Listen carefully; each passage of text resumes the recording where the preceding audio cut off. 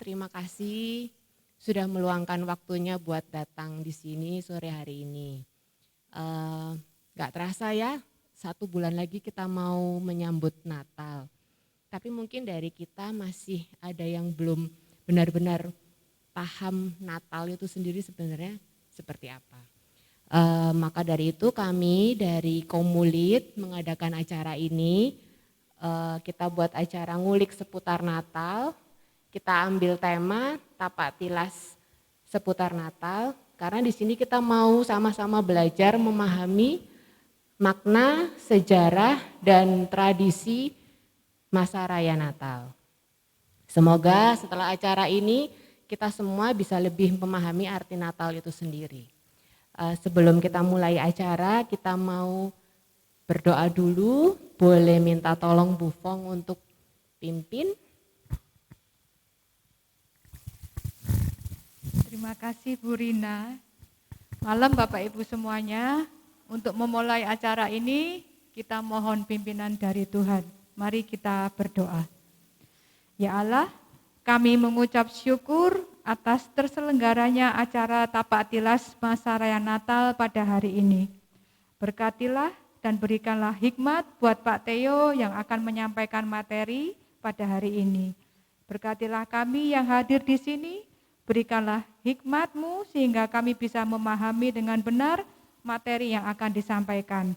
Sehingga kami memperoleh pemahaman yang benar akan masa raya Natal ini.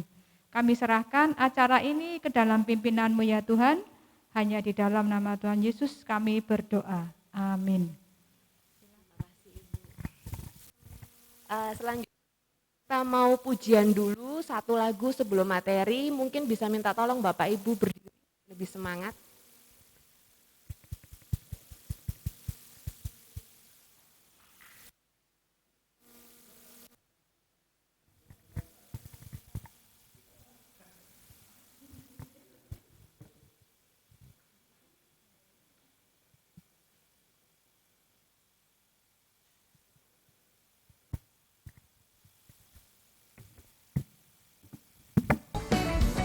Aku milikmu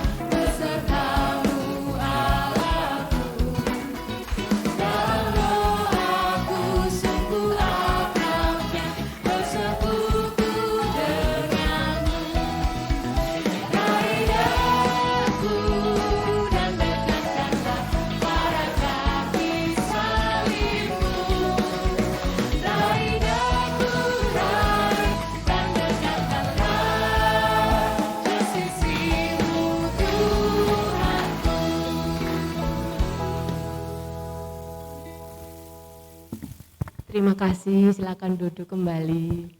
Acara selanjutnya silakan Pak Theo.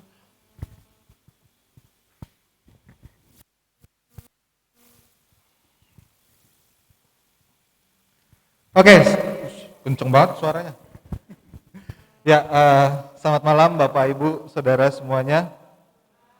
Ya, ini ketahuan berarti suara saya kenceng, suara Bu Rina tadi pelan. Jadi harus di volumenya dibesarin di sana. Minta tolong ditampilkan slide-nya.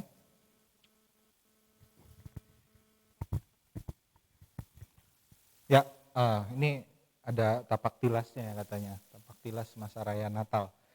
Kita mau belajar tentang tradisi, simbol, dan makna dari masa raya Natal. Jadi bukan dari Natalnya, tapi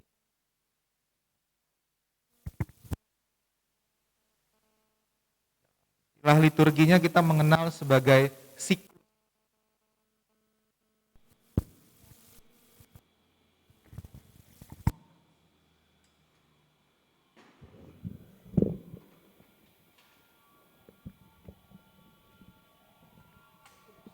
Oke.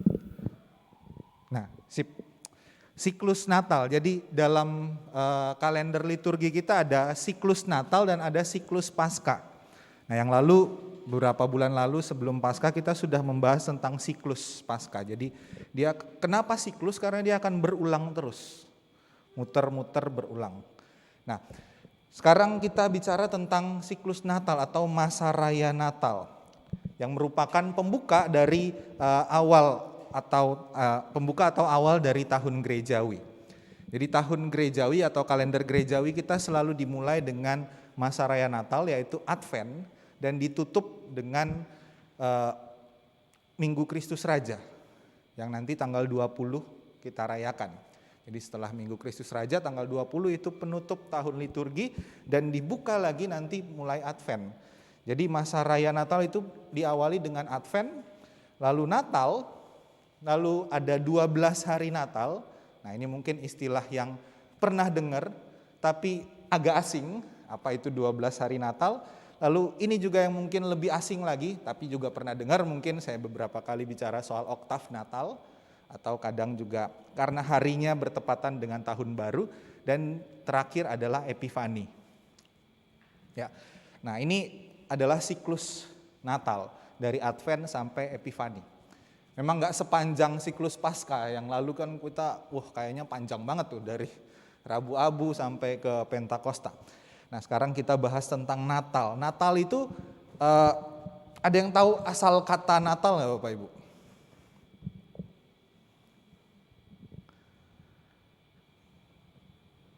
Natalitas, kan kita pernah dengar natalitas. Neonatal, baru lahir. Jadi Natal itu kita serap dari bahasa Portugis, Natal juga, yang akar katanya itu berasal dari bahasa Latin, natus atau nat, artinya kelahiran. Bahasa Inggrisnya jadi nativity, kelahiran. Jadi dari natus atau Natal kita kemudian mengenal kata Natal ini. Dan lebih utamanya adalah bukan hanya kelahiran, tetapi Natal yang kita rayakan adalah kelahiran Kristus. Makanya sering ditambahkan Natal Kristus. Dalam bahasa Inggrisnya Christmas, itu dari bahasa Inggris kuno, Inggris pertengahan, Christes Messe, misa Kristus. Jadi ini misa, ibadah atau perayaan Kristus. Jadi Natal atau Christmas adalah perayaan kelahiran Kristus. Nah, sejak kapan Natal dirayakan memang ada beberapa yang menjadi perdebatan karena sejak awal kita tahu bahwa kekristenan itu akarnya dari Yahudi, dari Yudaisme. Orang Yahudi itu tidak merayakan kelahiran, walaupun ada perdebatan juga dalam kalangan Yahudi. Beberapa ada yang merayakan, tetapi ada kebanyakan tidak merayakan kelahiran, sehingga perayaan kelahiran juga kurang populer dalam kekristenan perdana. Tapi orang Yunani, budaya Yunani itu merayakan kelahiran. Orang Yunani punya budaya, punya kebiasaan untuk merayakan kelahiran, sehingga ada pengaruh budaya Yunani yang masuk dalam kekristenan untuk merayakan kelahiran. Nah, karena itulah kemudian kelahiran Yesus ditelusuri oleh bapak-bapak gerejawi mulai dari Irenaeus, itu sekitar tahun seratusan Masehi. Lalu oleh Clemens dari Alexandria yang hidup tahun 150 sampai 215. Nah ini mereka mulai menelusuri, jadi sejak abad kedua kekristenan ini sudah mulai ditelusuri tentang kelahiran Yesus ini. Bahkan tahun 160-an Masehi, Uskup Theophilus dari Antioquia merayakan Natal tanggal 25 Desember. Sekitar tahun 160-an. Jadi yang bisa kita lacak paling awal ya sekitar ini. Sekitar abad kedua. Natal itu dirayakan atau kelahiran Kristus dirayakan. Dan akhir abad kedua, tahun 189 perayaan Natal mulai dikanonkan atau dibakukan oleh gereja. Jadi mulai saat itu gereja-gereja mulai merayakan Natal. Gitu. Jadi ini sudah dibakukan sejak abad kedua. Nah nanti ada polemik soal tanggal Natal kita bahas nanti ya. Karena mungkin ada yang sudah berpikir, oh Natal itu kan dari ini, dari itu. Nah, nanti kita lihat satu-satu. Nah kita mulai dulu dengan awal dari masa Raya Natal, yaitu kita masuk dengan Advent. Advent kembali dari kata Latin Adventus yang berarti kedatangan. Kedatangannya siapa? Kedatangan Kristus. Karena dalam masa Advent ini kita menantikan kedatangan Kristus. Atau bahasa Inggrisnya Advent pakai T belakangnya, yang diambil dari bahasa Inggris atau dari bahasa Belanda, yang diserap menjadi Advent tanpa T. Jadi sebenarnya kalau kita berbahasa Indonesia itu penyebutannya itu yang sesuai, penulisan itu sesuai dengan penyebutan. Kita nggak pernah menyebutkan T di akhir. Ya biasanya Advent, walaupun kadang Advent, tapi yang terdengar adalah Advent. Nah itu yang ditulis, Advent. Advent tanpa T, atau mau lengkapnya ya Adventus. Ada beberapa gereja yang di Indonesia yang menyebutnya masa Adventus atau minggu-minggu Adventus, lengkap. Artinya kedatangan Kristus. Nah ini merupakan permulaan tahun gerejawi yang dirayakan selama masa 4 hari Minggu sebelum Natal. Jadi 4 hari Minggu ya, bukan 4 pekan. Bisa beda, 4 pekan itu kan artinya 1 pekan 7 hari. Kalau 4 pekan artinya 7 kali 4 hari. 7 hari kali 4. Nah tapi 4 hari Minggu ini bisa beda-beda harinya. Karena itu biasanya dia dimulai antara 27 November sampai 3 Desember, setiap tahun tuh bisa beda-beda ya, tergantung hari Minggunya jatuh hari apa. Nah tahun ini jatuhnya 27 November. Tahun depan jatuhnya 3 Desember. Gitu. Jadi dia beda-beda. Sampai tanggal 24 Desember sore. Kenapa sore? Nanti saya jelaskan lagi. Jadi makanya malam kita kan ada perayaan malam Natal ya tanggal 24 Desember. Karena siang sampai sore, pagi sampai sore itu masih masuk Advent. Jadi peralihannya itu nanti di sore hari begitu. Nah, apa yang kita rayakan pada Advent? Sebenarnya Advent itu adalah sebuah masa khusus selama 4 minggu bagi kita untuk mempersiapkan diri menyambut kelahiran Kristus serta menyambut kedatangan Kristus kembali. Jadi dalam masa Advent itu ada 2 dimensi penantian. Yang pertama adalah kita menanti kelahiran Kristus yang diperingati dalam Natal, ini dimensi peringatan, kita mengingat, mengenang kembali. Dalam penantian itu kan kita sedang mengingat dan mau merayakan kedatangan Kristus. Ya Natal tadi yang kita rayakan dalam Natal, tapi ada dimensi penantian akan kedatangan kembali. Ini dimensi pengharapan, masa depan. Kalau yang tadi masa lalu, ini masa depan. Kedatangan Kristus kembali pada akhir zaman. Nah 2 hal ini yang ditekankan pada masa Advent. Penantian untuk merayakan kembali dan penantian akan yang belum terjadi.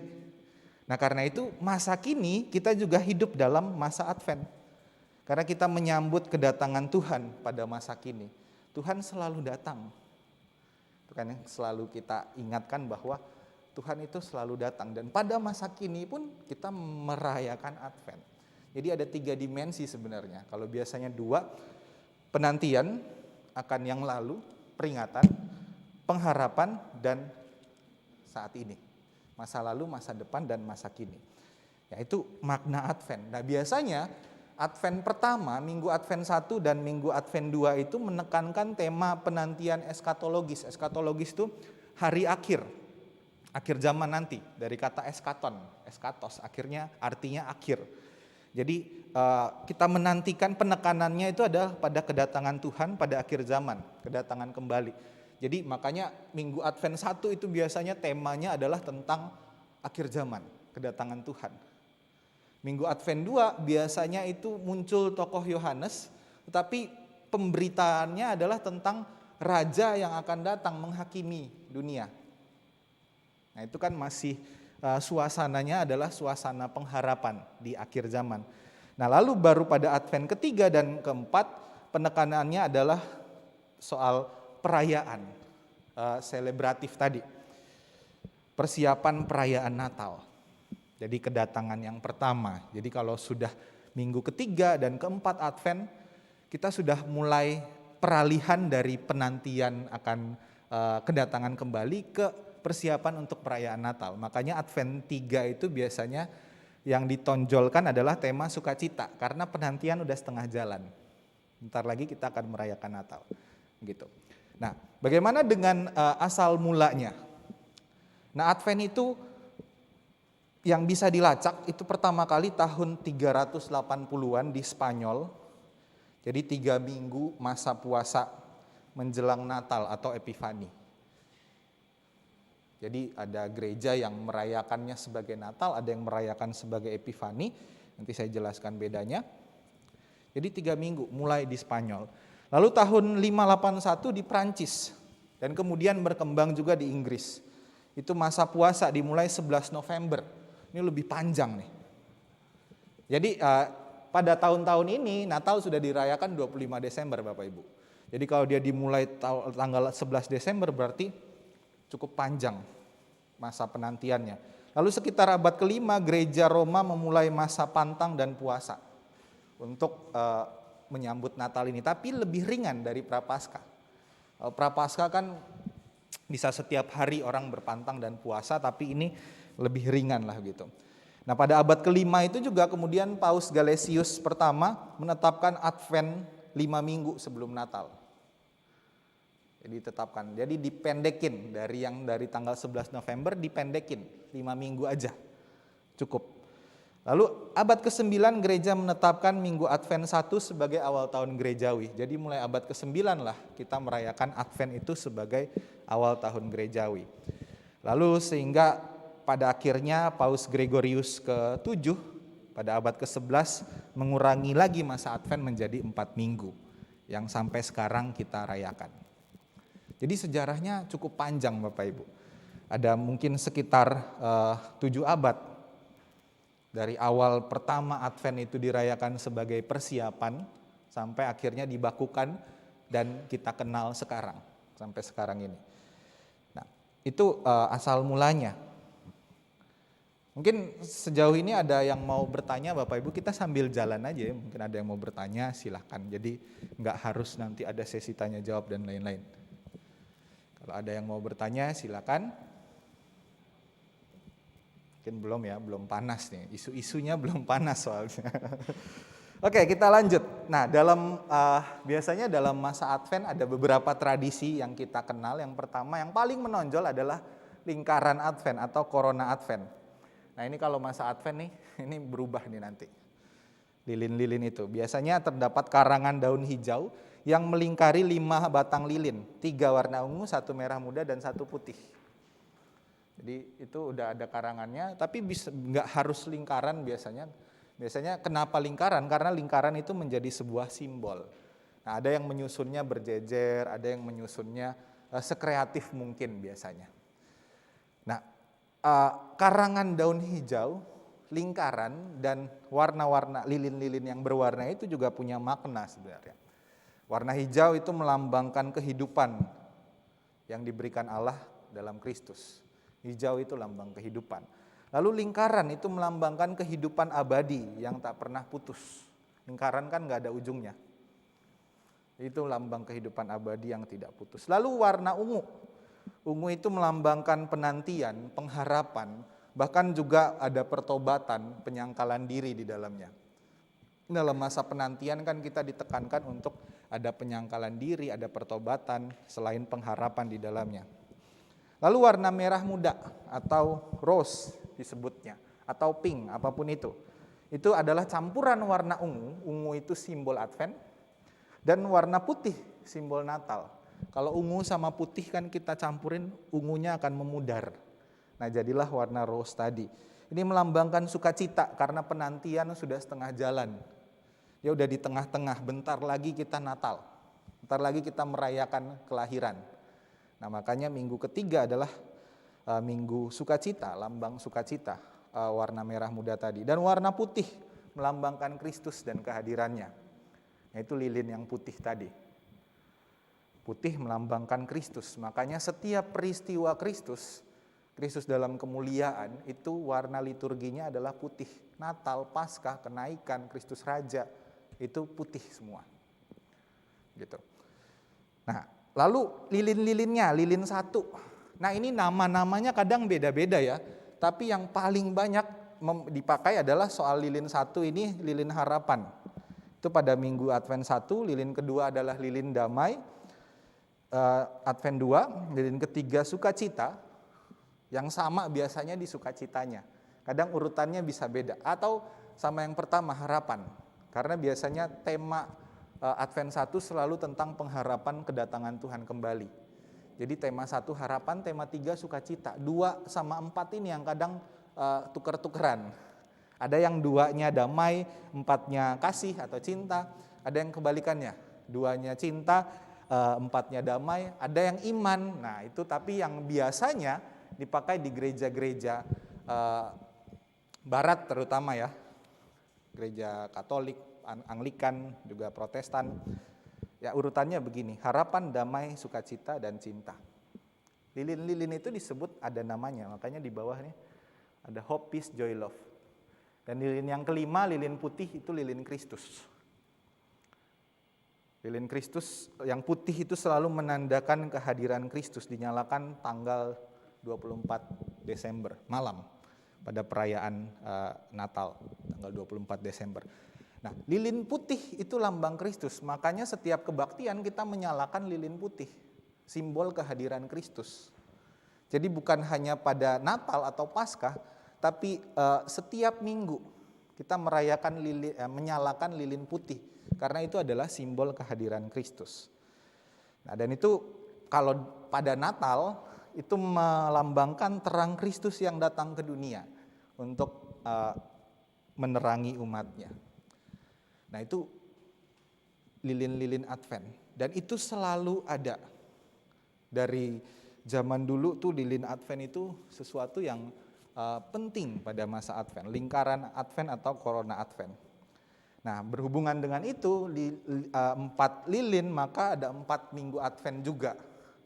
Ya 4 lilin itu mengikuti 4 minggu Advent, yaitu 4 minggu sebelum Natal kita sudah tahu. Jumlah harinya bisa berbeda tapi selalu 4 hari minggu. Tergantung dia mulainya kapan, karena akhirnya selalu sama, endingnya itu selalu di tanggal 24 sore. Tapi mulainya bisa beda-beda. Ya kayak tahun ini misalnya. Oke.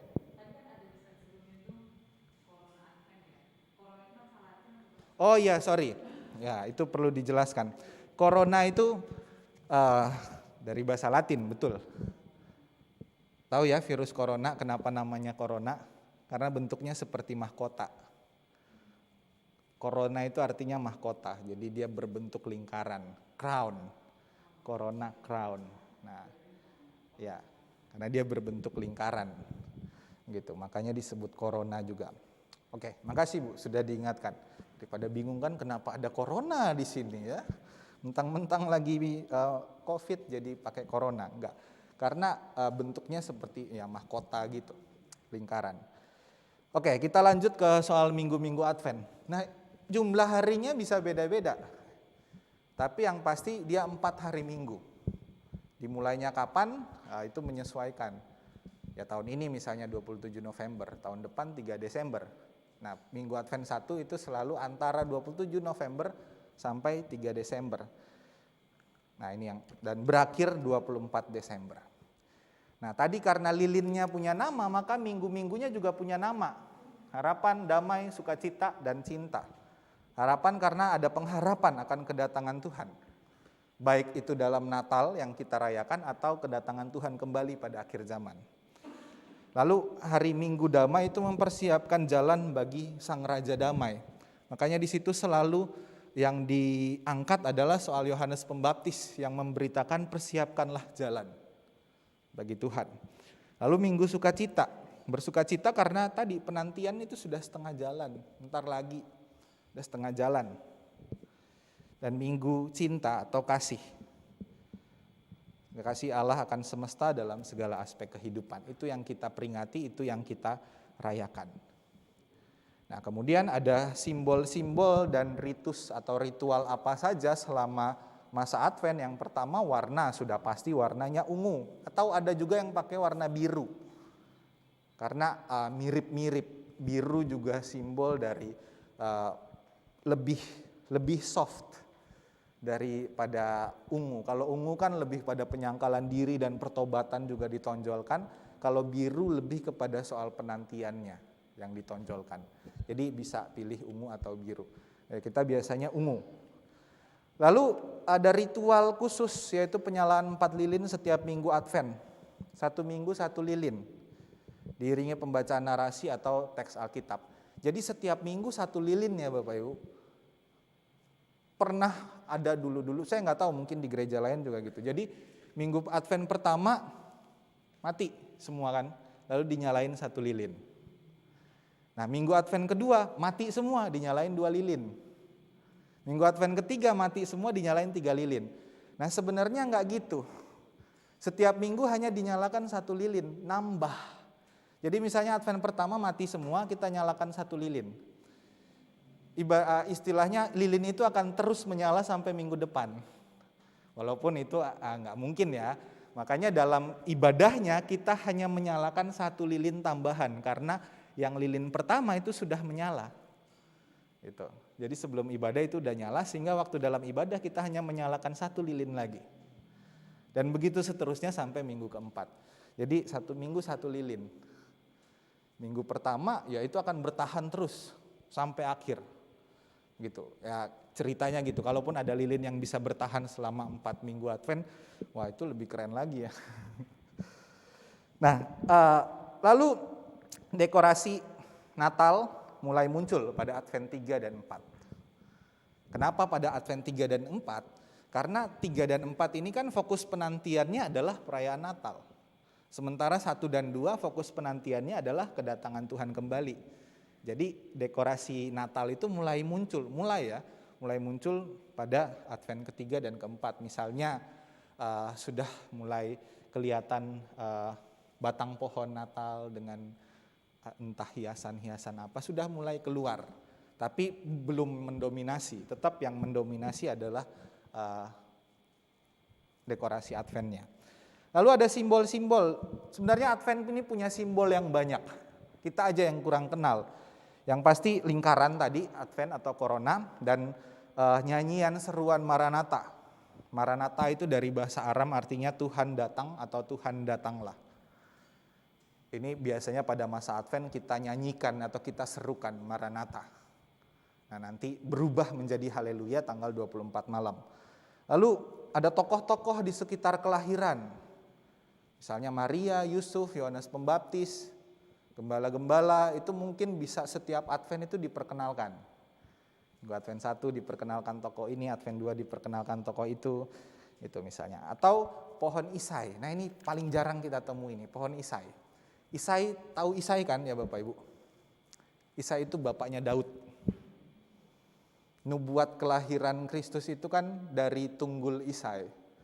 Tunggul Isai itu akan muncul tunas dari tunggul Isai. Tunggul itu kan batang pohon yang udah dipapas, sudah dipotong rata gitu. Dari situ muncul tunas. Nah itu tunggul Isai itu keturunan Daud yang adalah raja Israel itu udah habis. Tapi dari situ akan muncul lagi sang raja yang baru. Nah kenapa pohon Isai karena ini menunjukkan bahwa masih ada garis keturunan dari Isai ini, Yesus Kristus.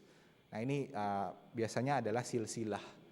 Isai memperanakan Daud, Daud memperanakan Salomo dan seterusnya sampai kepada Yesus. Gitu. Lalu gelar-gelar Yesus menurut Yesaya, ya kan ada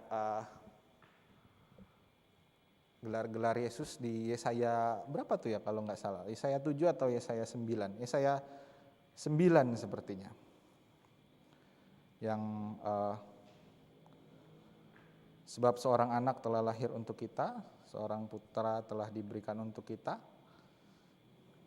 Ini ada di sini nih. Nah, namanya disebutkan orang penasihat ajaib, Allah yang perkasa, Bapa yang kekal, Raja damai. Nah, itu biasanya yang ditampilkan. Nama atau gelar-gelar Yesus menurut Yesaya.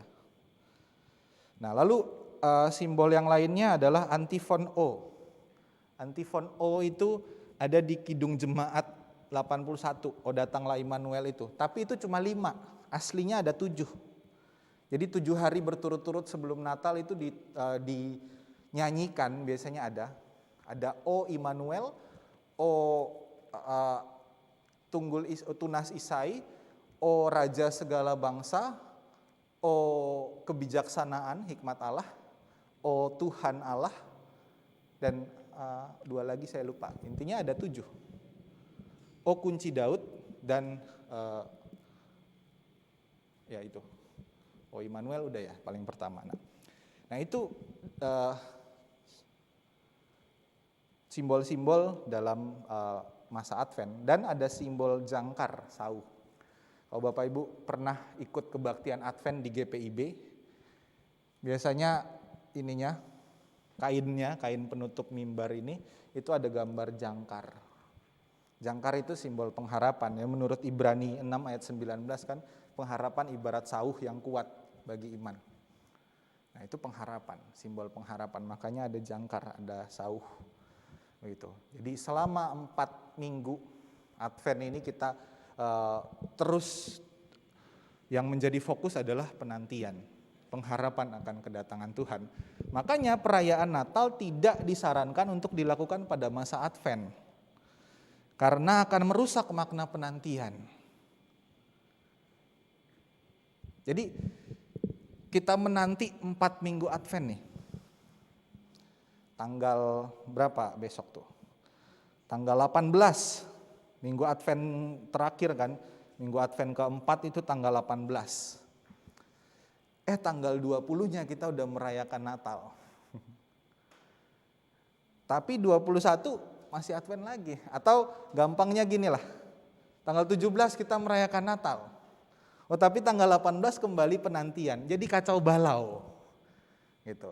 Itulah mengapa tidak disarankan kita merayakan Natal itu sebelum tanggal 24 malam atau pada masa Advent. Tapi kan kelahiran Tuhan bisa kita rayakan kapan saja, betul. Kalau gitu kenapa nggak rayakan 22 April misalnya, waktu saya ulang tahun gitu kan. Betul, bisa kita rayakan kapan saja. Nah tetapi gereja dengan bersengaja menyusun ini, menyediakan waktu, menyepakati tanggal 25 Desember dan menyusun masa-masa sebelumnya untuk penantian supaya kita bisa lebih memaknai kelahiran Kristus itu dengan kita menantikan, ibarat LDR nih ya, pasangan kita jauh, kita menanti dia datang, kan penantian itu lebih greget ketika akhirnya kita bertemu. Nah begitu juga ketika kita menanti 4 minggu lalu kita merayakan tanggal 24 malam itu, kita pasti merayakannya dengan sukacita. Dan bukan cuma formalitas, karena kita sudah merayakan tanggal 17, 18, 19, 20, akhirnya tanggal 24 jadi ya yang penting ada kebaktian Natal. Nah kenapa juga kita tidak bisa atau tidak disarankan merayakan Natal pada masa-masa Advent? Ya karena disediakan waktunya. Disediakan waktu untuk merayakan Natal ada nanti. Jadi bukan pada masa Advent, tapi ada namanya masa Natal. Minggu-minggu Natal atau hari-hari Natal, yang tadi 12 hari Natal tadi. Nah itulah waktu kita untuk merayakan Natal sebenarnya. Tapi kalau dengan alasannya tadi kita bisa merayakan kapan saja, ya sudah 5 Juli juga boleh gitu. Tapi ada juga kemudian alasannya, kan Yesus memang lahirnya bukan tanggal 25 Desember, itu kan karena diserap dari budaya pagan dan lain-lain. Oke, nanti saya jelasin. Intinya kita bersepakat sebagai gereja untuk mengadakan masa Advent selama 4 minggu itu sebagai persiapan Natal, masa penantian, karena itu nggak perlu dirusak dengan wah saya mau merayakan Natal pada tanggal sekian karena berbagai alasan. Karena ada berbagai alasan juga untuk tetap merayakan Natal tanggal 24, 25 dan seterusnya. Gitu. Nah itu minggu-minggu Advent, ini dekorasinya kira-kira begini, yang ditonjolkan tadi ini Corona Adventnya, nih ada yang bentuknya atas bawah kayak gini, ada yang lingkaran seperti ini, atau begini, ada yang berjejer 1, 2, 3, 4 gitu. Lalu ada yang lebih kreatif dengan begini letaknya. Nanti lilin putihnya di sini nih biasanya yang tinggi gitu. Itu ini bisa jadi referensi untuk dekorasi masa Advent nanti. Oke, untuk Advent ada pertanyaan Bapak Ibu?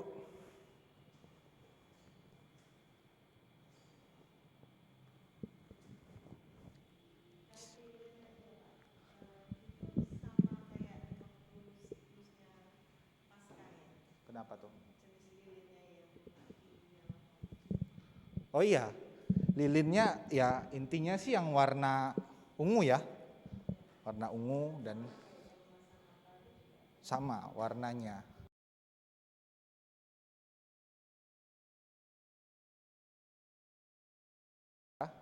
Kalau Natal kan cuma 4 minggu, jadi dia pinknya itu di minggu ketiga. Gitu. Tengahnya di mana, itu yang diambil. Gitu. Oke, ada lagi tentang Advent?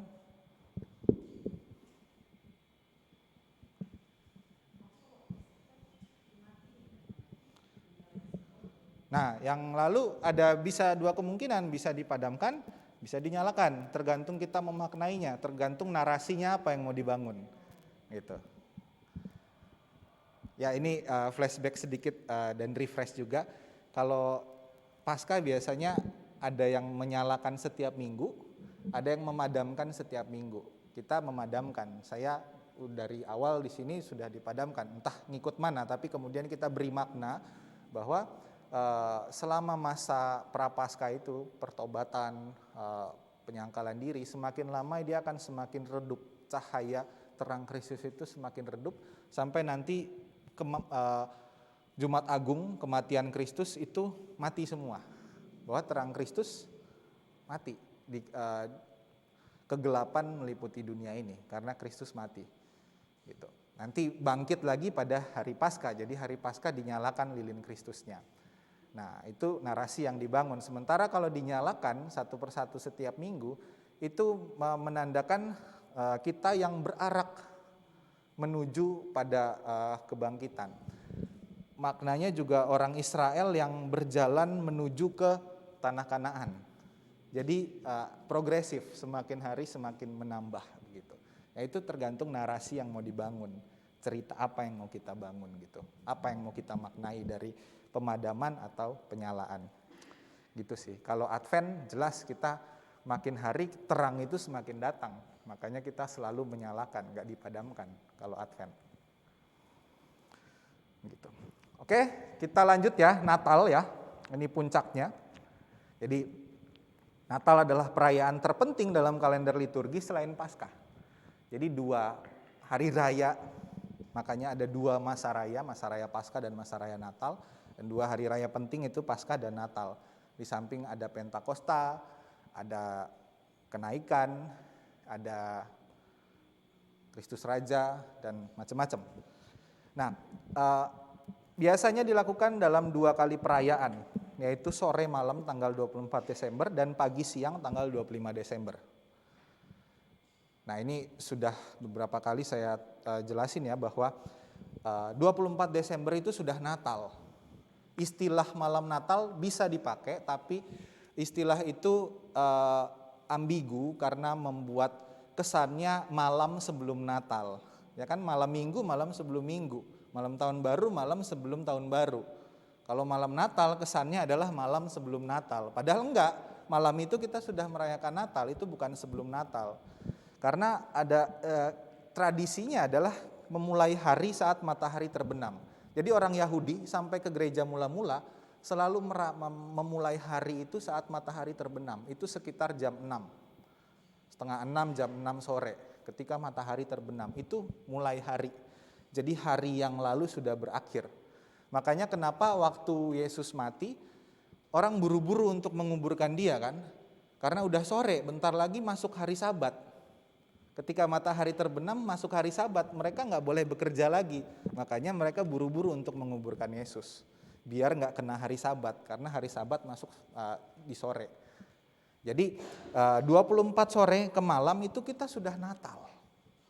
Dulu sempat beberapa orang setelah kebaktian tanggal 24, salamannya bilang selamat menyambut Natal. Loh bukan menyambut lagi, kita sudah Natal, udah Natalan. Jadi pemisahnya adalah sore hari, gitu. Nah, tahun depan ini menarik karena kalau tahun ini kan Minggu Advent keempat itu tanggal 18 Desember ya. Tahun depan Minggu Advent keempat itu tanggal 24 Desember.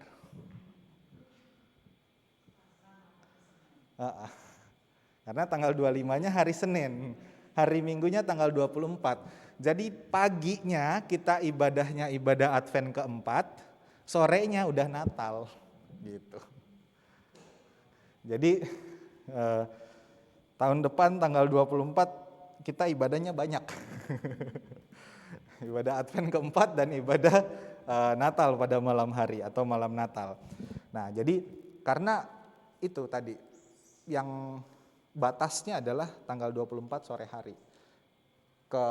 Siang ke pagi itu masih Advent, sore ke malam itu sudah Natal. Dan gereja mendorong umat untuk tidak merayakan Natal sebelum tanggal 24-25. Itu tadi sudah hanya penekanan saja.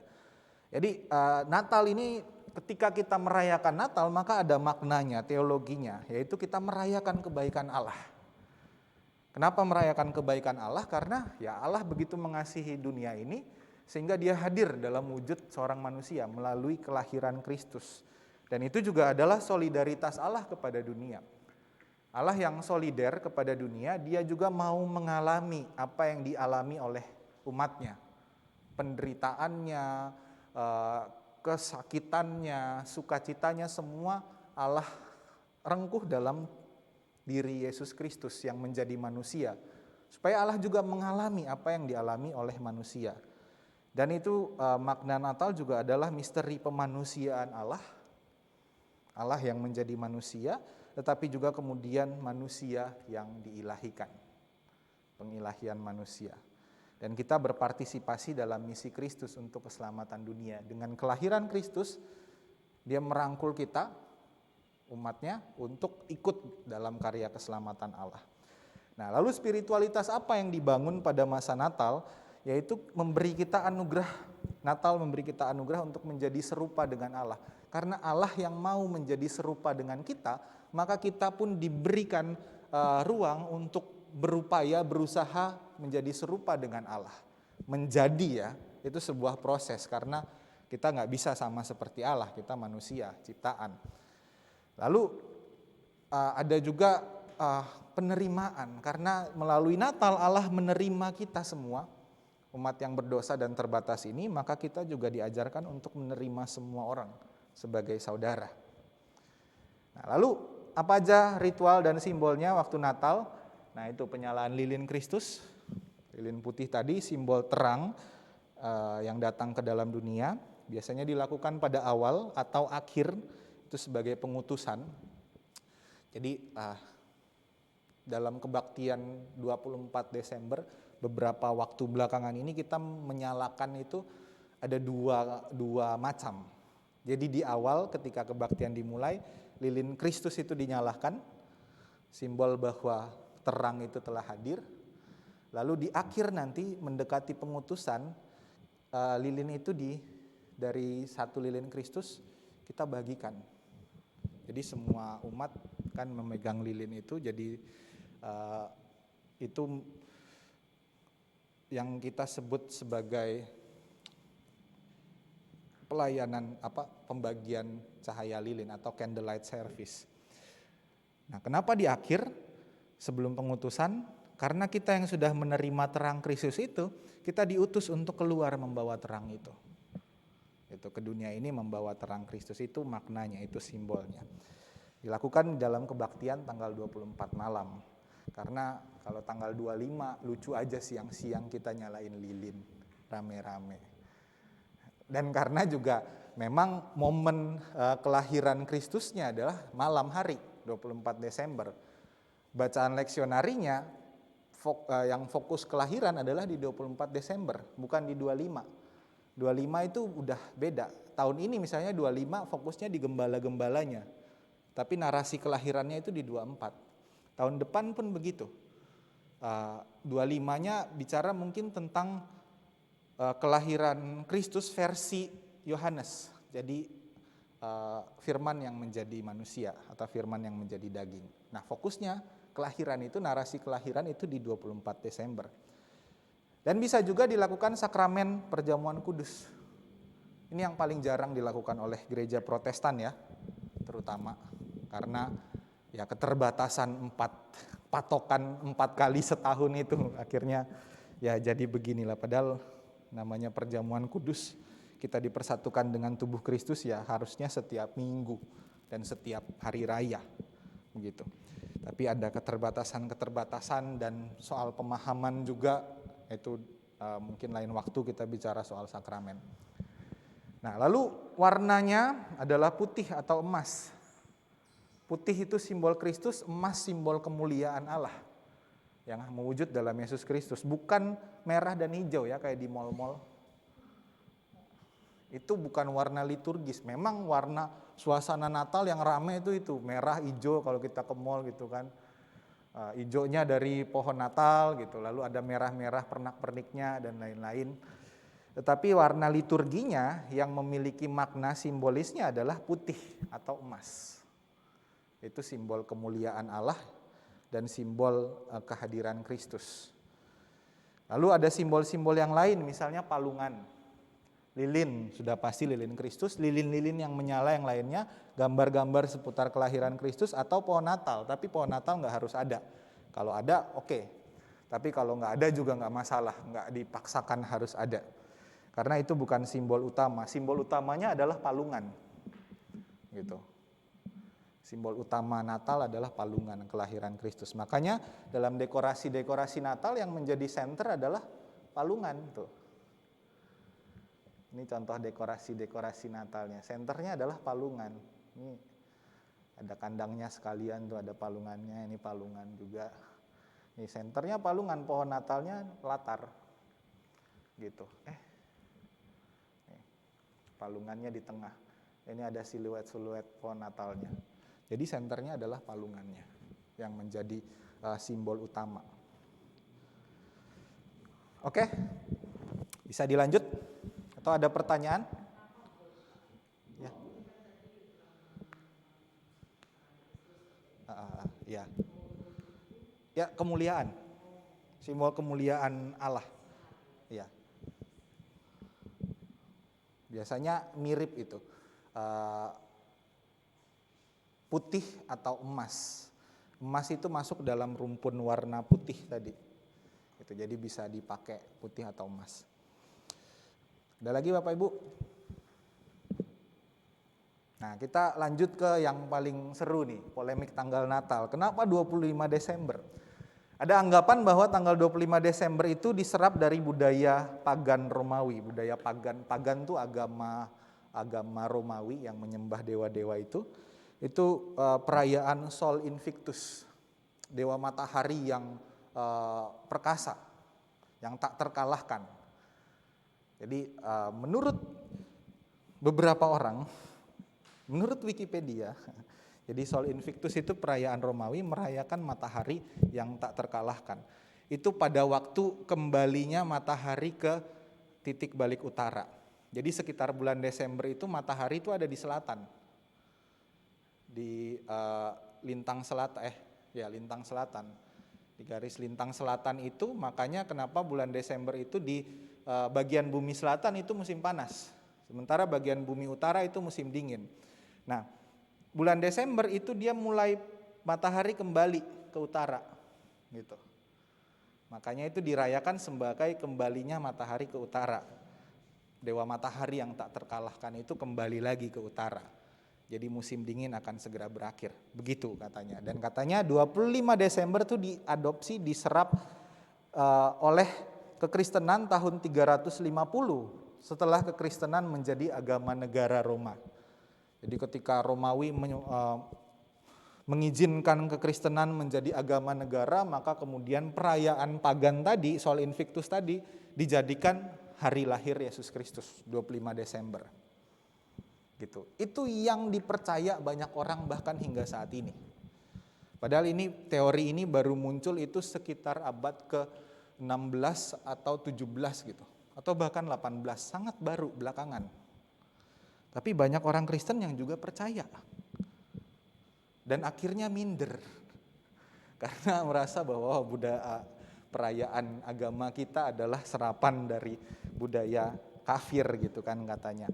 Nah, tapi yang perlu diluruskan adalah bahwa Sol Invictus itu ditetapkan oleh Kaisar Aurelius pada tahun 274.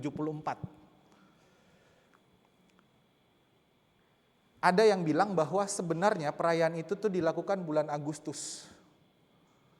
Bulan sekitar Juli Agustus.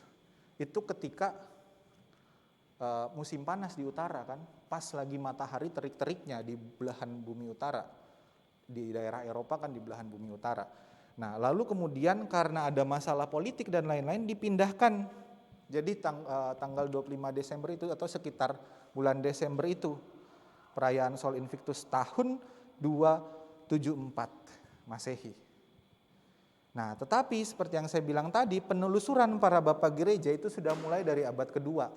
274 ini abad ketiga ya Bapak Ibu. Jadi gereja itu sudah mulai menelusuri tanggal lahir Yesus Kristus itu, tanggal 25 Desember itu sejak abad kedua. Bahkan ada dokumen yang dipercaya ditulis oleh murid-muridnya para rasul. Jadi generasi kedua dan generasi ketiga setelah para rasul ini mereka menulis dokumen yang namanya Didaskalia Apostolorum, dokumen yang memuat tanggal Natal, ditulis tahun sekitar 189 sampai 230. Kenapa 189? Karena 189 itu tadi kanonisasi tanggal Natal 25 Desember. Jadi tanggal Natal 25 Desember itu dibakukan tahun 189.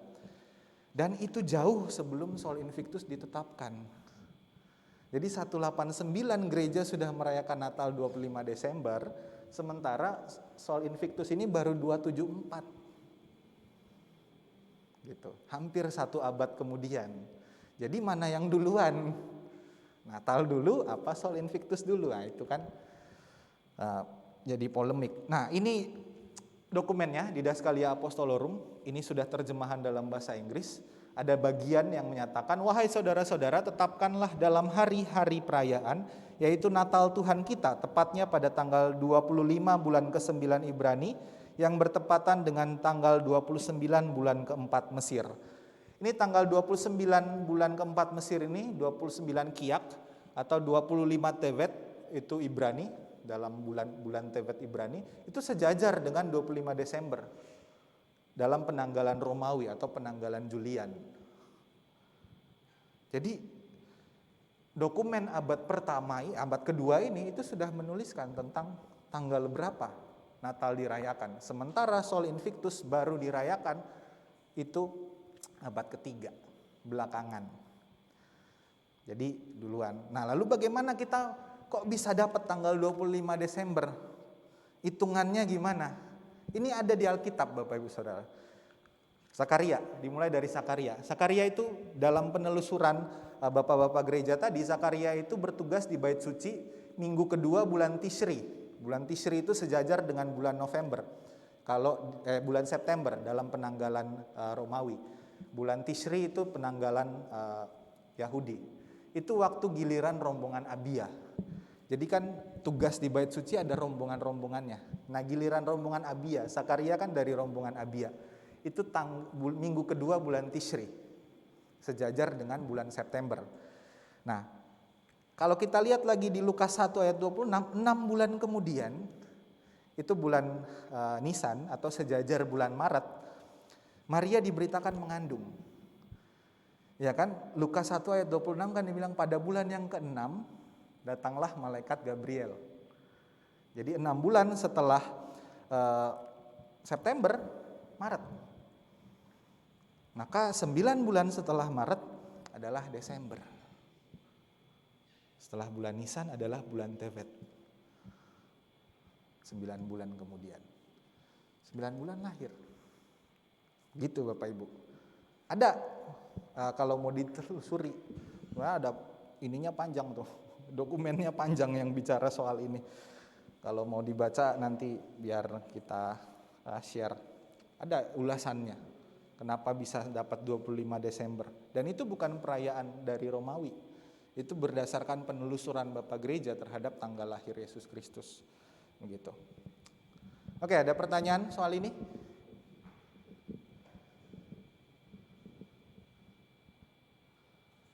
Nah, ini juga yang akhirnya bisa kita pakai untuk mengcounter pernyataan-pernyataan bahwa wah 25 Desember itu kan dari perayaannya orang Romawi dulu. Itu salah. Gitu. Karena yang benar adalah 25 Desember gereja sudah menetapkan itu dulu baru perayaan Romawi. Gitu. Ada dokumen gerejawinya. Bapak-bapak gereja sudah dari semula gitu. Nah, jadi kalau kita mau merayakan Natal tanggal 25 Desember, ya karena itu adalah tradisi dari sejak zaman bapak-bapak gereja.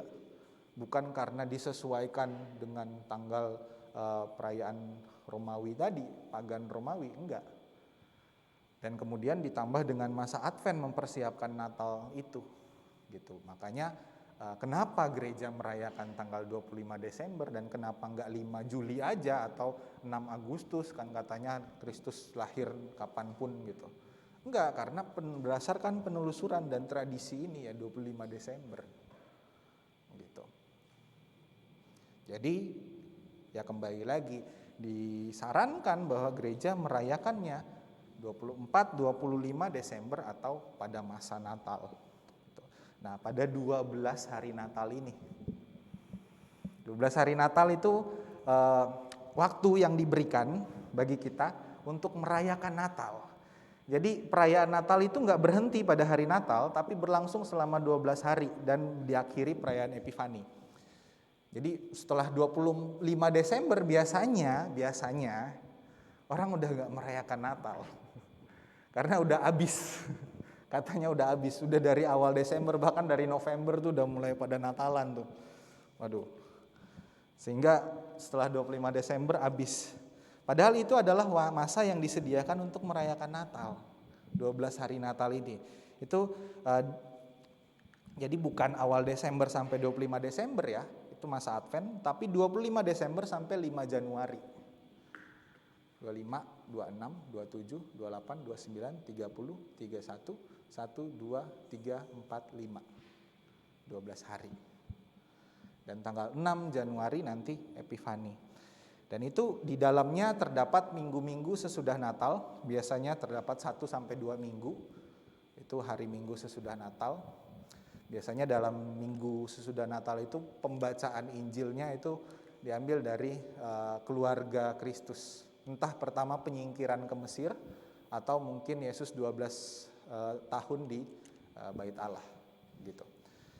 Lalu dekorasi Natal tetap dipertahankan selama 12 hari ini dekorasi Natal tetap dipertahankan, dan selama 12 hari itu juga terdapat perayaan Yesus disunat dan diberi nama, Oktav Natal. Hari ke-8 itu jatuhnya tanggal 1 Januari.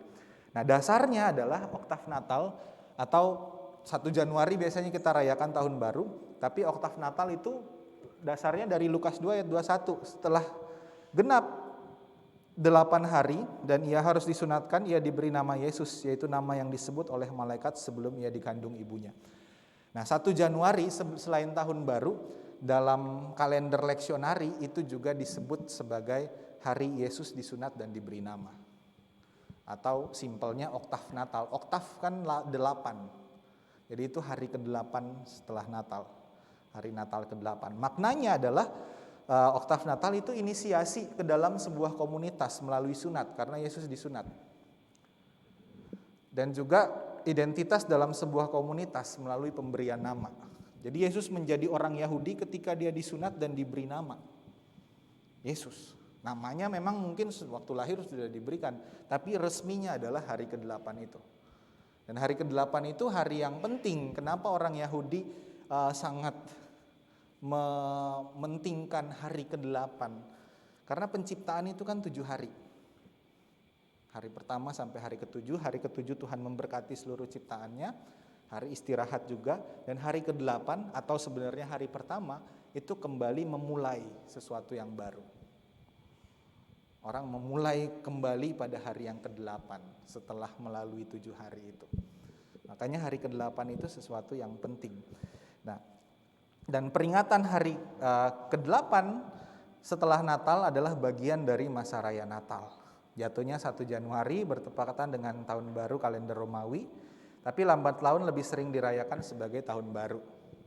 Apalagi beberapa tahun belakangan ini entah gimana tim leksionarinya GKI menyusun, kok nggak pernah gitu bacaannya dari Yesus disunat dan diberi nama lagi, tapi selalu bacaannya tentang tahun baru.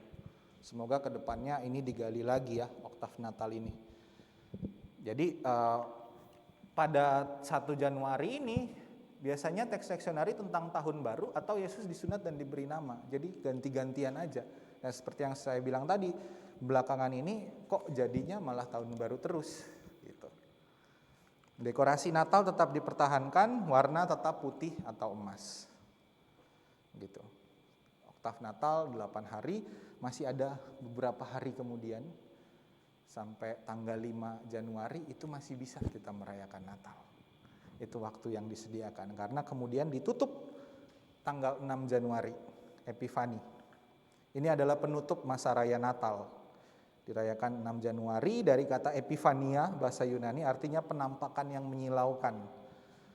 Nah, itu bisa kita rayakan juga, kita peringati sebagai hari kedatangan para Majus membawa persembahan. Jadi tanggal 6 Januari itu biasanya bacaannya adalah dari Injil Matius tentang orang Majus yang membawa persembahan kepada Yesus. Memang nggak setiap tahun kita rayakan karena GKI belum terbiasa merayakan Epifani. Biasanya kalau 6 Januari jatuhnya hari Minggu, maka itu jadi hari Minggu Epifani. Tapi 6 Januari kalau jatuhnya hari lain kita belum terbiasa untuk merayakannya. Padahal gereja dari dulu selalu merayakan 6 Januari itu Epifani. Gitu. Dan minggu setelahnya, setelah Epifani, jadi kalau 6 Januari jatuhnya hari Jumat, maka hari Minggu setelahnya tanggal 8 misalnya, itu adalah dirayakan hari pembaptisan Yesus. Yesus dibaptis. Nah, simbolnya apa di Epifani? Bintang besar, karena kan cahaya yang menyilaukan kan, penampakan yang menyilaukan, cahaya, festival cahaya, pokoknya penuh dengan cahaya. Buli-buli yang kayak begini nih bentuknya, yang berisi emas, kemenyan dan mur, simbol persembahan para Majus, hadiah-hadiah persembahan bagi Tuhan dan sesama, dan bejana baptisan itu ditonjolkan, ditampilkan. Kenapa? Karena pada masa Epifani nanti ada minggu pertamanya pembaptisan Yesus, dan biasanya dilakukan juga baptisan dalam ibadah itu. Nah, dalam tradisi Ortodoks disebut Theophany, penampakan Allah. Gitu. Dirayakan sebagai Natal oleh gereja Ortodoks. Nah, Epifani atau tanggal 6 Januari itu justru dirayakan sebagai Natal oleh gereja Ortodoks, yaitu kelahiran Kristus. Nah, gereja Timur merayakannya 6 Januari, sementara di gereja Barat, gereja Katolik, Protestan dan turunannya itu merayakannya 25 Desember kelahiran. Sementara 6 Januari jadi Epifani namanya. Nah, dekorasi Epifani kira-kira begini. Ini simbol emas, kemenyan, dan mur. Nah, ini ada orang majusnya. Orang-orang majusnya ditampilkan. Nah, ini bejana baptis yang besar dengan orang majus juga di sini. Gitu. Orang majusnya ditonjolkan. Gitu. Nah, seperti yang saya bilang tadi, 6 Januari itu juga dirayakan sebagai Natal oleh Gereja Ortodoks. Kenapa bisa begitu? Jadi Gereja Ortodoks itu merayakan Natal tanggal 6 sampai 7 Januari. Jadi kayak kita 24 25, mereka 6 7. Jadi mulainya sore hari tanggal 6 Januari sampai 7 Januari, sore 7 Januari. Ya karena kembali hari dimulai saat matahari terbenam. Nah, kenapa bisa begitu? Jadi pada awalnya semua gereja merayakan Natal tanggal 25 Desember. Berdasarkan penanggalan Roma, penanggalan Julian, kalender Julian. Nama Julian itu diambil dari yang membuatnya, Julius Caesar, makanya disebut Julian. Nah, tapi kemudian pada tahun 1582, Paus Gregorius memodifikasi penanggalan Julian karena ada perbedaan tanggal Paskah. Jadi karena tanggal Paskahnya jadi kok nggak sesuai lagi, maka dia modifikasi penanggalan atau kalender Julian tadi, sehingga disebutlah kemudian kalender yang baru itu kalender Gregorian, karena yang buat adalah Paus Gregorius. Nah, kalender Gregorian ini dipakai di gereja barat, sementara gereja timur, gereja Ortodoks tetap makainya kalender Julian yang dari Julius Caesar tadi. Apa bedanya? Jadi Paus Gregorius itu memotong 10 hari pada bulan Oktober 1582. Karena tadi mau menyesuaikan tanggal Paskah kan. Paskah itu kan penentuannya karena mengikuti kalender Yahudi. Kalender Yahudi itu perhitungan bulan dan matahari. Kalender kita kan matahari. Kalender Yahudi itu antara bulan dan matahari. Jadi agak membingungkan. Jadi bisa berubah-berubah. Makanya tanggal Paskah kita berubah-berubah. Nah, karena ada perbedaan maka dia potong 10 hari. Jadi dari waktu itu 4 Oktober enggak ke 5 tapi langsung 15 Oktober. Jadi tahun 1582 itu enggak ada tanggal 5 Oktober.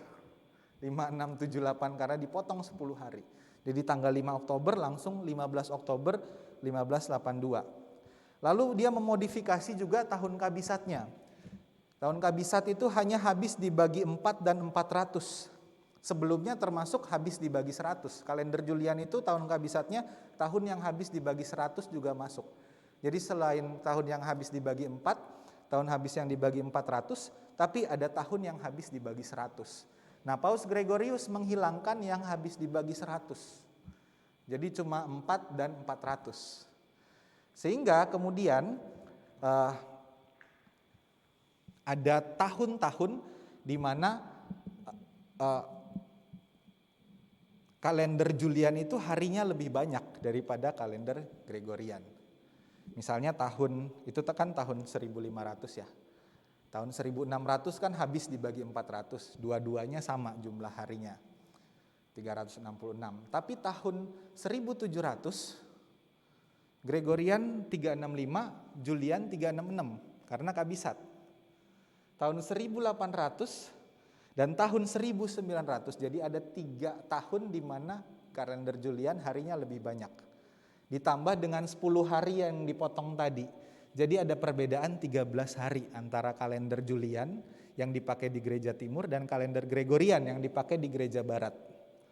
Karena 10 hari yang dipotong, lalu 1 hari di tahun 1700, 1800, dan 1900. Tahun 2000 sama. Karena tahun 2000 habis dibagi 4, habis dibagi 400. Gitu. Nah, lalu kapan lagi bedanya?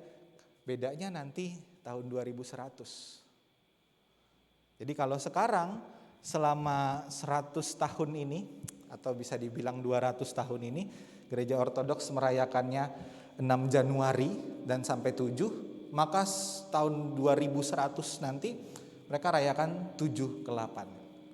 Jadi sebenarnya mereka tetap Natalannya 25 Desember, tapi kalendernya beda.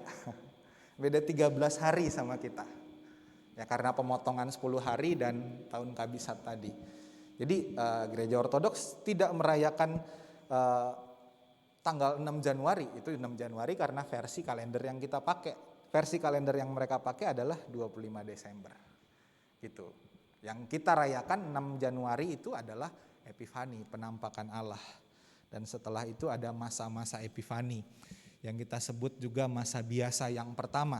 Karena masa biasa yang kedua nanti setelah masa raya Paskah. Jadi minggu pertama sesudah Epifani dirayakan sebagai minggu pembaptisan Yesus. Dan biasanya dilakukan sakramen baptisan atau pembaruan janji baptis. Begitu Bapak Ibu. Oke, sampai Epifani sudah selesai. Ada yang mau bertanya, menanggapi? Ini baru selesai sampai akhirnya ya, akhir masa raya Natal. Ada pertanyaan Bapak Ibu? Ya, silakan Bunda.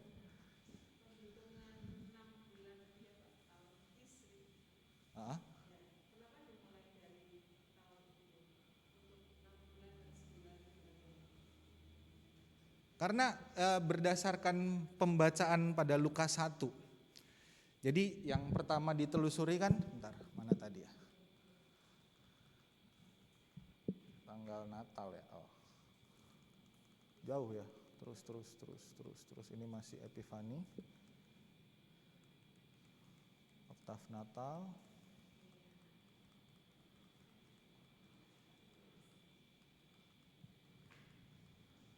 Nah, jadi kita telusuri itu dari Lukas 1.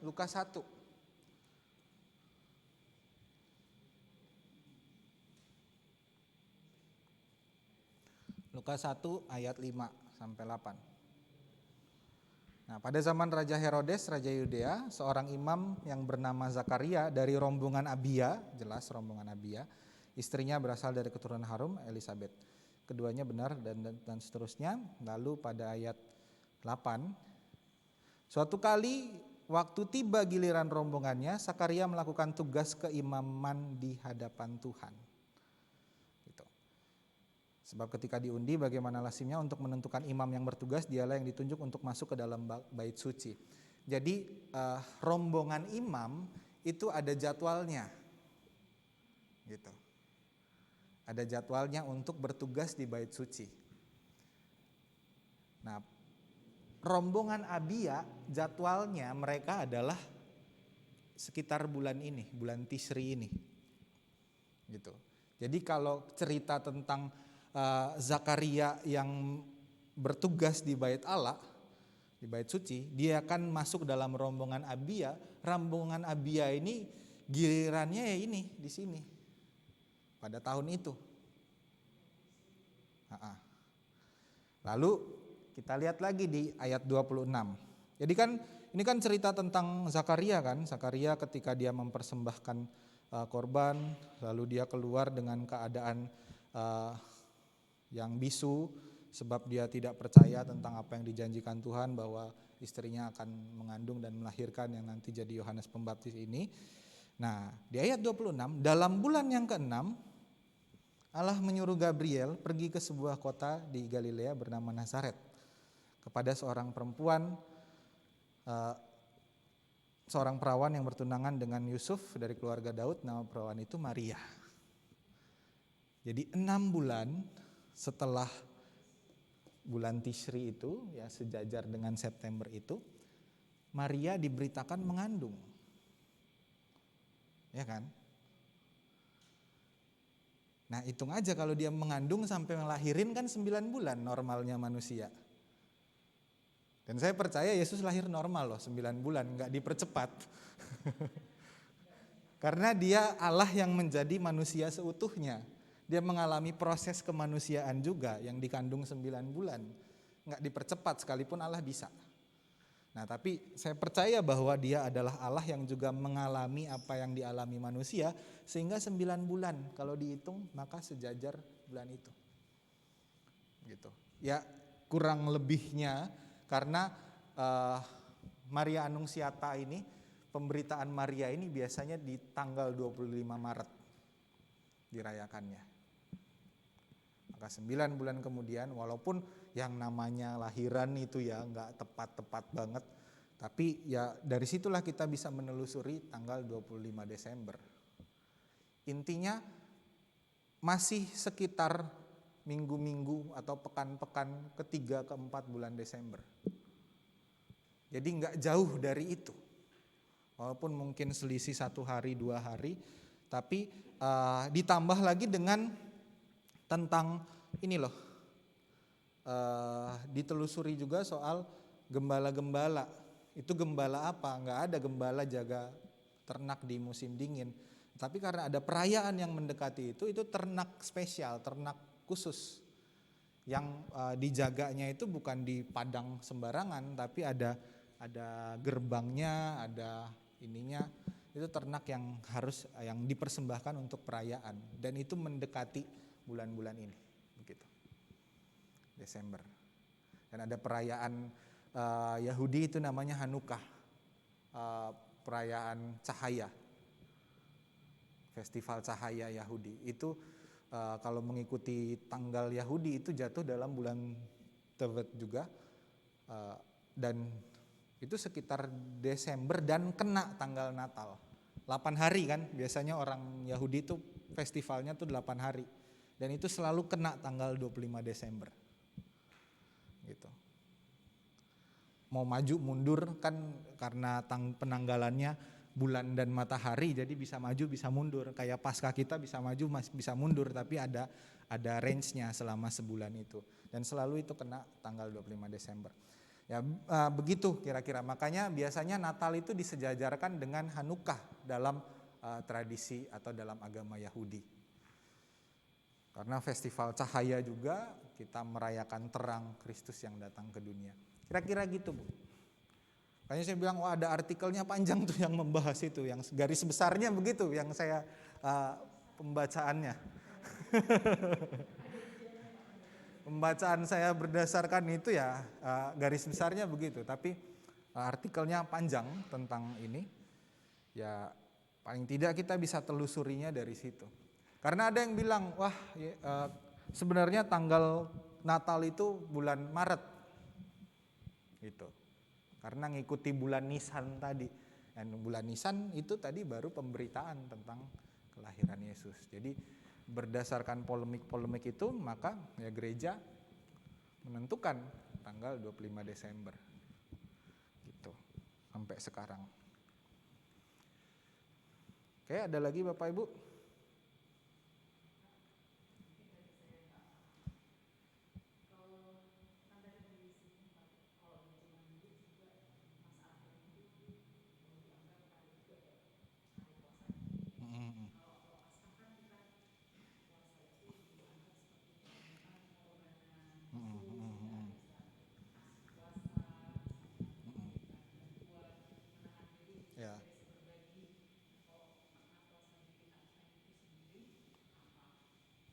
Ya. Ya, oke. Jadi bagi gereja yang zaman dulu, sebuah persiapan untuk hari raya itu selalu diisi dengan penyangkalan diri, pertobatan. Nah, memang yang sudah lebih dulu dilakukan adalah Prapaskah. Prapaskah itu dilakukan masa penyangkalan diri, pertobatan, pantang dan puasa. Pantang dan puasa maknanya adalah kita menyatukan pengorbanan kita dengan pengorbanan Kristus. Jadi ada dimensi pengorbanannya yang di situ. Kita berpuasa kan kita mengorbankan sesuatu, kita mengurangi jatah makan kita. Berpantang kita mengurangi makan atau menikmati sesuatu yang kita suka. Itu kan ada pengorbanan yang dilakukan. Maknanya pengorbanan atau pantang dan puasa pada masa Prapaskah adalah kita menghayati pengorbanan Kristus yang dengan cara kita juga berkorban. Kita menyatukan pengorbanan kita dengan pengorbanan Kristus. Nah, biasanya itu dilakukan ketika mempersiapkan sebuah masa raya kan, Paskah. Itu awal mulanya diadopsi ke Advent. Tapi skalanya lebih kecil tadi saya bilang. Dia nggak seberat waktu Prapaskah. Dan lama-lama itu hilang sih, karena memang fokusnya Advent adalah pada soal penantian dan pengharapan. Bukan pada pengorbanan dan penyangkalan dirinya. Walaupun aspek itu tetap ada, tapi fokusnya bukan di situ. Makanya ada memang praktek-praktek puasa selama Advent, tapi tidak sejelas atau lugas masa Prapaskah, gitu Bu. Gitu mungkin kira-kira yang bisa saya jawab. Oke? Ada lagi Bapak Ibu? Ini sampai jam berapa ya Komulit? Jam 8? Atau jam 12? Kita lanjut ya terus ya. Ya mungkin ini terakhir aja tradisi di sekitar Natal. Kan kalau Natal kita kenal ada ini kan Santa Claus. Nah ini ada 2 versi Santa Claus. Kalau ini Santa Claus, ini Sinterklaas. Bedanya apa? Santa Claus versi Amerika, Sinterklaas versi Belanda. Gitu. Yang mendekati adalah Sinterklaas. Karena memang ada tradisi di gereja Katolik memang bahwa dia adalah uskup Smyrna. Di wilayah Smyrna dia seorang uskup, makanya topinya topi uskup, bukan topi tidur gini. Ini buatan Coca-Cola yang ini. Ini diadopsi Coca-Cola, betul, dijadiin kayak gitu, sehingga itu yang jadi lebih mendunia. Padahal aslinya itu Sinterklaas dari nama Nikolaus, orang Belanda nyebutnya Klaas. Nah itu dia adalah uskup Smyrna dan biasanya menjelang Natal dia suka berbagi dengan anak-anak miskin, anak-anak yatim piatu. Dia memberikan hadiah kepada mereka. Makanya dia disebut sebagai Santa atau Santo. Sinterklaas itu adopsi bahasa Belanda. Nah, di wilayah Indonesia Timur, Santa Clausnya gini, Sinterklaas.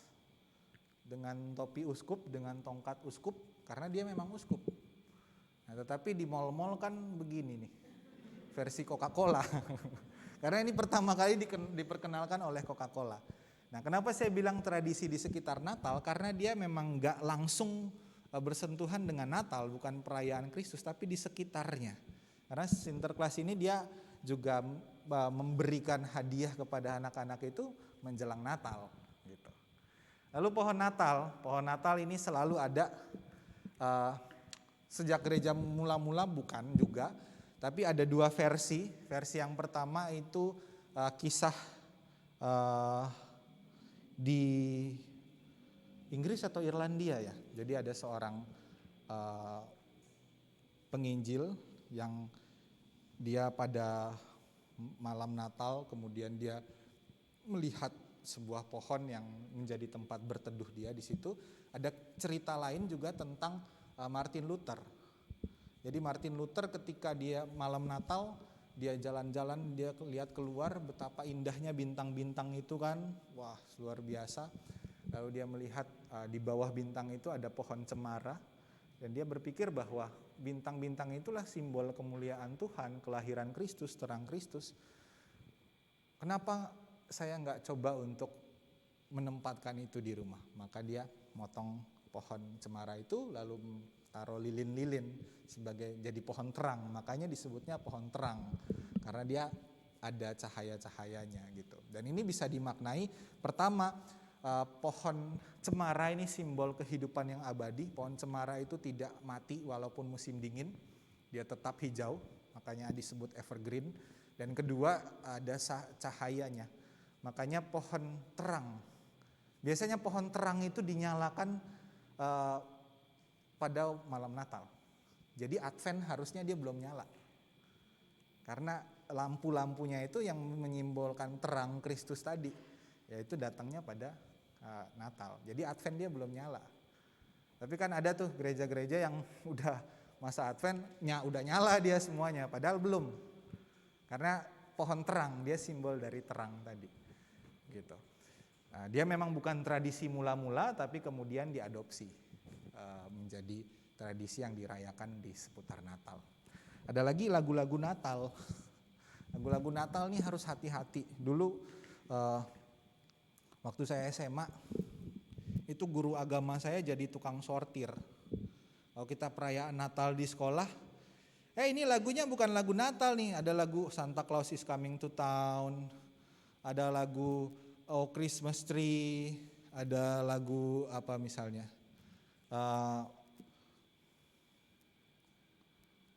Rudolph the Red-Nosed Reindeer, itu yang gak ada hubungannya dengan kelahiran Kristus. Tapi nyanyian-nyanyian populer yang berkembang pada masa-masa mendekati Natal, musim-musim Natal, yang gak ada urusannya dengan kelahiran Kristus. Santa Claus adalah Santa Claus budaya populer, Santa Claus yang itu tadi, Santa Claus versi Coca-Cola ini. Lalu Rudolph the Red-Nosed Reindeer itu kendaraannya si Santa Claus untuk bagi-bagi hadiah. Atau snowman, ya karena musim salju, banyak salju, orang bikin boneka salju, nggak ada urusannya dengan kelahiran Kristus. Tapi kadang kita suka salah kaprah, pokoknya semua yang muncul waktu Natal kita anggap lagu Natal, padahal itu lagu pop. Lagu pop yang suasananya karena di sekitaran Natal, tapi tidak ada urusannya dengan kelahiran Kristus, gitu. Jadi untungnya kita punya Kidung Jemaat dan kawan-kawannya, dan disitulah sortiran kita terhadap lagu-lagu Natal, gitu Bapak Ibu. Walaupun ada banyak lagi lagu Natal yang tidak ada di buku-buku nyanyian kita ya sebenarnya. Tapi sejauh ini itu yang cukup membantu. Begitu Bapak Ibu.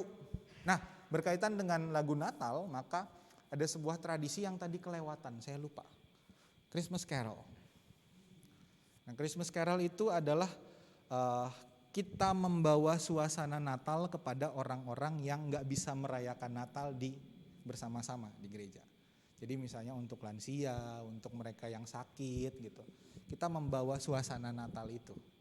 Ya, biasanya kita lakukan ya setelah kita merayakan Natal, 25 Desember, misalnya siang, sore, atau besoknya selama 12 hari Natal itu kita membawa suasana Natal. Jadi datang ke sana sekaligus membawa hadiah, misalnya bingkisan, dan kita bernyanyi, makanya namanya Christmas Carol. Carol itu kan nyanyian. Jadi kita selalu Christmas Carol itu harus nyanyi, kalau enggak namanya bukan Christmas Carol. Jadi Christmas Visitation cuma kunjungan doang, karena Christmas Carol maka harus nyanyi gitu. Ya itu sih Bapak Ibu, sesuatu yang kita tradisi yang sebenarnya cukup baru, tapi itu menjadi sebuah tradisi yang baik juga untuk kita lakukan, karena kita membawa suasana Natal itu kepada orang-orang yang gak bisa merayakan Natal bersama-sama. Mereka yang sakit misalnya, yang lansia, yang gak bisa ke gereja, atau mungkin mereka yang butuh perhatian, yang gak merayakan bersama keluarga gitu misalnya. Itu sih Bapak Ibu mungkin dari saya. Silakan kalau ada tambahan, masukan, pertanyaan, dipersilakan. Ya? Nah itu sebenarnya bukan Christmas Carol, itu kunjungan jadinya. Karena Christmas Carol itu kan membawa suasana Natal, jadi kita Natalan dulu. Gitu. Nah itu, karena secara teknis itu yang membuat akhirnya juga banyak perayaan-perayaan Natal itu pada masa Advent kan, karena masalah-masalah teknis tadi.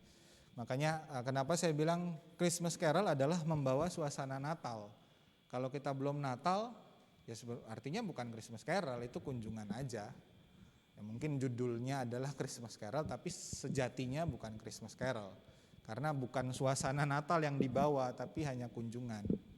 Gitu ya. Kalau bisa sih memang nyanyian-nyanyian pun, kalau nyanyi pun ya Advent, nyanyian Advent. Karena kita masih menanti mendekati Natal. Kita kan Christmas Carol membawa suasana Natal. Loh kita belum Natalan tapi udah dibawa suasananya duluan gitu. Itu sih teknis, masalah teknis juga yang kemudian menjadi kenapa orang-orang Kristen banyak yang merayakan Natal sebelum waktunya pada masa Advent. Ya karena teknis tadi. Wah kalau nanti setelah tanggal 25 udah gak ada orang, udah pada liburan kemana-mana dan lain-lain, pada mudik dan seterusnya. Nah, makanya ya kita fokuskannya ya di situ aja 24, 25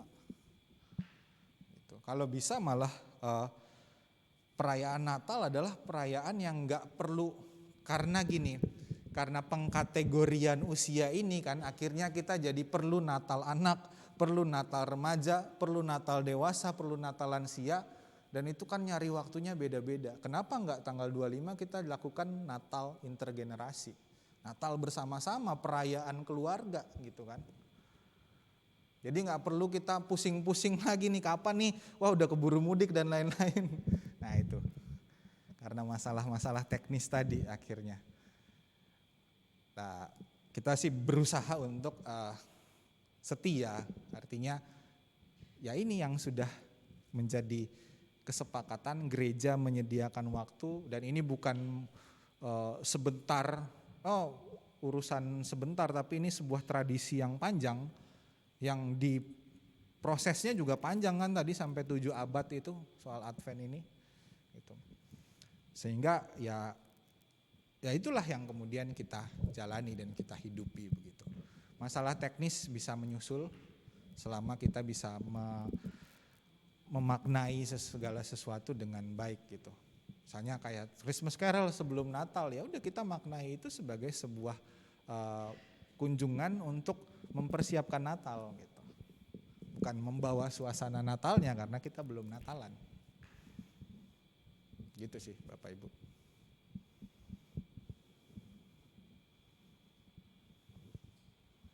Oke, ada lagi? Tidak ada? Silakan Ibu Komulit. Terima kasih. Terima kasih Pak Theo sudah menyampaikan materi. Kita semua jadi lebih paham tentang arti Natal. Semoga malam hari ini bisa lebih mempersiapkan diri kita untuk menyambut Natal. Acara malam ini sudah hampir selesai. Sebelum doa penutup kita mau foto bersama dulu, baru doa penutup. Bisa maju ke depan.